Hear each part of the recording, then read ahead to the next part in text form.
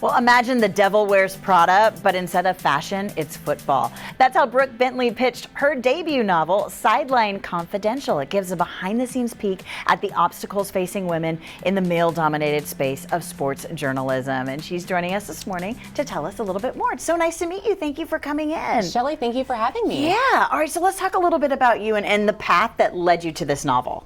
All right, so this novel had been in my head or my computer for 10 years. I went to journalism school at USC, Houston native, and I went back and worked for the Houston Texans right out of journalism school and was totally in over my head. I had no idea what to expect working for the most powerful sports league in the world, and with some pretty big egos. And so on my first day at work, I was told by my boss I couldn't ride on the team bus with the players and coaches, that they might be distracted by me. Even though they play next to cheerleaders, like I might be a distraction.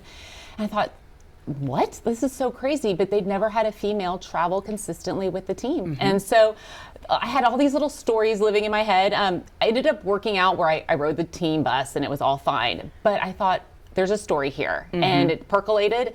And in 2020, after some allegations came out in DC with the football team there in sexual harassment, I thought, okay, now I have my why. Now is the time to write this book. Absolutely. I do remember back in those times where female sports journalists were few and far between. And so you were part of that group that made some very big strides for women. And to see you put some of those stories into a book, of course it is a novel, so who knows what's true and what isn't. Super fun. So tell me a little bit about the book. So it follows a young woman who is going back to her hometown, and this is a fictional team in Oklahoma City, because I took stories from other women who'd worked for other NFL teams. I didn't want this to be about one team.